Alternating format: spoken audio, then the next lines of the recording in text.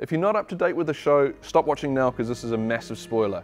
Right, Sam and Gilly, the two most annoying characters in the show, were having one of their typical dreary conversations that even Sam was annoyed with this time, when Gilly let loose with a fact that she got out of a scroll that Maester Maynard had written some years ago, and what that fact was is that Prince Rhaegar Targaryen had a marriage annulled and was married in secret to Lyanna Stark.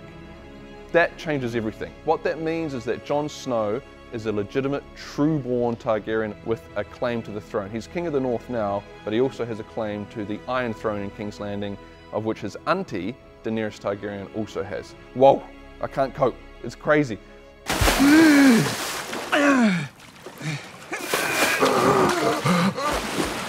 Okay, so there are two things this week that the show stuffed up.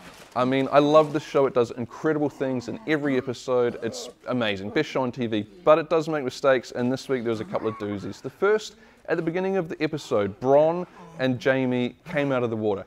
There was a fake cliffhanger last week, which no one would have fallen for, with Jaime sinking into this water. But Bronn and Jaime just got out of the way of Dragonfire, and they jumped into this magical lake, river or something that went from like the shoreline to super deep straight away.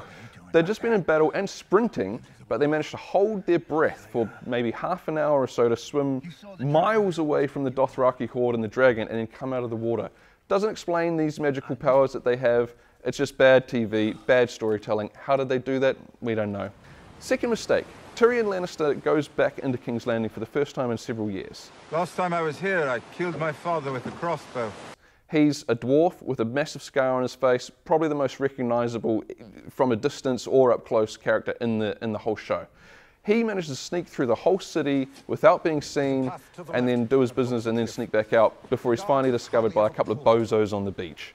How did he do that? We don't know. There might have been a reason. He might have put on a full veil that covered his face. We don't know. The show didn't tell us. In my opinion, they should have. It was a mistake not to.